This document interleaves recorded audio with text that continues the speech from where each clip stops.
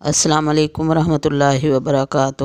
معزز سامعین، نبی پاک صلی اللہ علیہ وسلم مسجد نبوی میں تشریف لائے، ممبر مبارک پہ چڑھنے لگے۔ ایک پہلی سیڑھی پہ قدم رکھا تو آمین کہا، دوسری سیڑھی پہ قدم رکھا تو آمین کہا، تیسری سیڑھی پہ قدم رکھا تو رک کر آمین کہا، پھر اپنی جگہ تشریف فرما ہوئے۔ تو صحابہ کرام نے پوچھا، یا رسول اللہ صلی اللہ علیہ وآلہ وسلم، یہ کیا ماجرا ہے؟ پہلے تو ہم نے کبھی ایسا نہیں دیکھا نہ سنا۔ تو نبی پاک صلی اللہ علیہ وآلہ وسلم نے فرمایا کہ میں نے پہلی سیڑھی پر قدم رکھا تو جبرائیل علیہ السلام نے دعا کی کہ جو لوگ نامراد ہوں وہ سب لوگ جو رمضان مبارک مہینہ پا کر بھی اپنے آپ کو جہنم سے نہ بچا سکے۔ میں نے آمین کہہ دی۔ دوسری سیڑھی پہ قدم رکھا تو پھر جبرائیل علیہ السلام نے فرمایا، دعا کی کہ نامراد ہوں وہ لوگ جنہوں نے اپنے ماں باپ کو دونوں کو یا کسی ایک کو بڑھاپے میں پایا اور جنت حاصل نہ کی۔ تو میں نے پھر آمین کہہ دی۔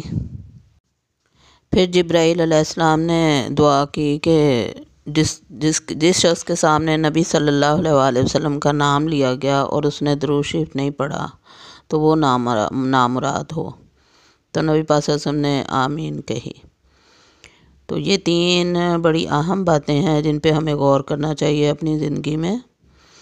ایک تو یہ کہ رمضان المبارک گزر رہا ہے، بلکہ گزر چکا ہے، آج 29ویں شب ہے، تاک رات، آخری تاک رات ہے رمضان المبارک کی۔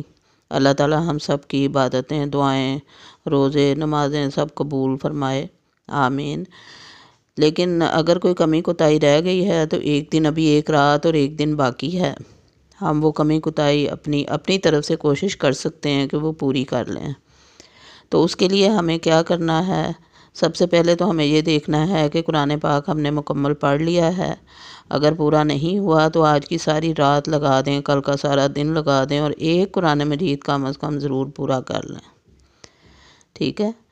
دوسرے یہ کہ اگر ہماری دعاؤں کی شدت میں کچھ کمی رہ گئی ہے تو آج شدت سے دعائیں کر لیں۔ اور نبی پاک صلی اللہ علیہ وآلہ وسلم نے فرمایا تھا کہ صلاۃ التوبہ کا طریقہ ہے یہ۔ صلاۃ التوبہ ہم کہیں گے 2 رکعت نماز نفل جو توبہ اور معافی کے لیے پڑھے جاتے ہیں، وہ آج ہمیں پڑھ لینے چاہیے پورے خلوص سے، پوری وفاداری سے، پوری ایمانداری سے، اور اللہ پہ پورا بھروسہ رکھتے ہوئے کہ اللہ تعالی ہمیں معاف فرما دیں گے آج کی رات۔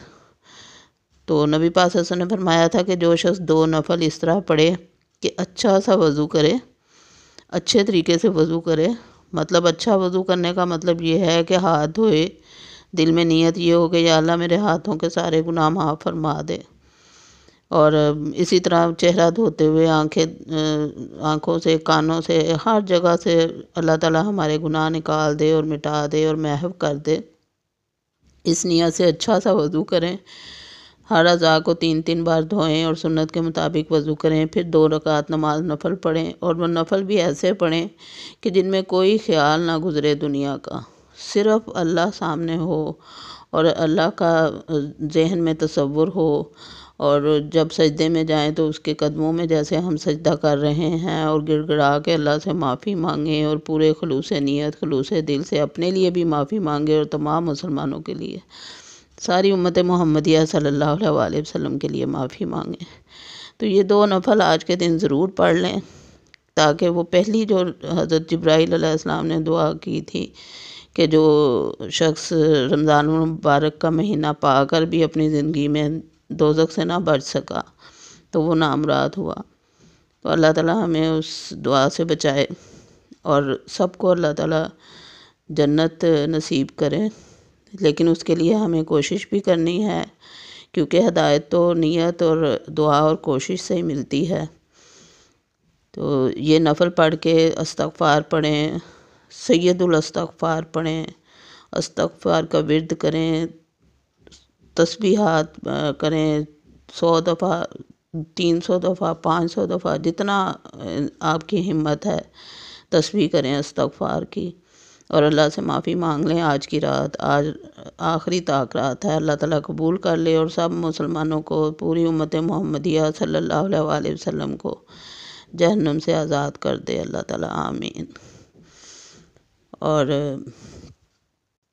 تیسرا کام، ایک تو ہمیں قرآن پاک مکمل کرنا چاہیے، اور دوسرے ہمیں یہ صلاۃ التوبہ پڑھنی چاہیے آج کی رات، اور تیسرے ہمیں رات کو یا صبح کو فطرانہ دینا چاہیے، صدقہ فطر ادا کر دینا چاہیے عید سے پہلے۔ تو صدقہ فطر ادا کرنا بھی ضروری ہے۔ صدقہ فطر اپنی حیثیت کے مطابق دینا چاہیے۔ نبی پاک صلی اللہ علیہ وسلم تو کھجوروں اور میووں کا صدقہ دیتے تھے، تو ہم لوگ آٹے پہ ٹرخا دیتے ہیں، تو چاہیے کہ ہم بھی کھجوروں کے یا انگوروں کے لیبل کا صدقہ دیں، یعنی زیادہ سے زیادہ صدقہ دیں۔ اللہ تعالیٰ جس کو زیادہ کی توفیق دی ہوئی ہے وہ زیادہ دے سکتا ہے، تو اسے چاہیے زیادہ دے، ورنہ تھوڑے میں سے تھوڑا صدقہ دینے کا زیادہ اجر و ثواب ہے اللہ کے ہاں۔ اللہ تعالیٰ ہم سب کو توفیق دے۔ یہ تو رمضان المبارک کے حوالے سے 3 چیزیں تھیں جو ہمیں عید سے پہلے کرنا ضروری ہیں۔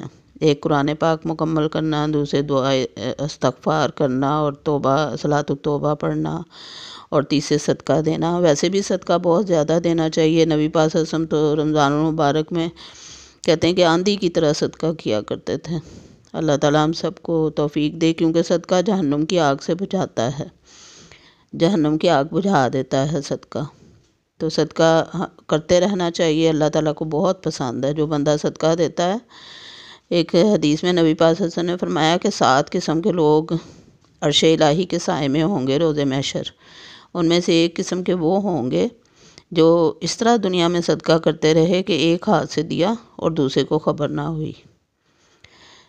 تو اللہ تعالیٰ ہم سب کو توفیق دے۔ دوسرے اس حدیث میں جو شروع میں نے پڑھی تھی حدیث، جب آمین کہا نبی پاک صلی اللہ علیہ وسلم نے 3 باتوں پہ، ایک تو رمضان المبارک میں جہنم سے بچنے کے لیے آمین کہا تھا، دوسرے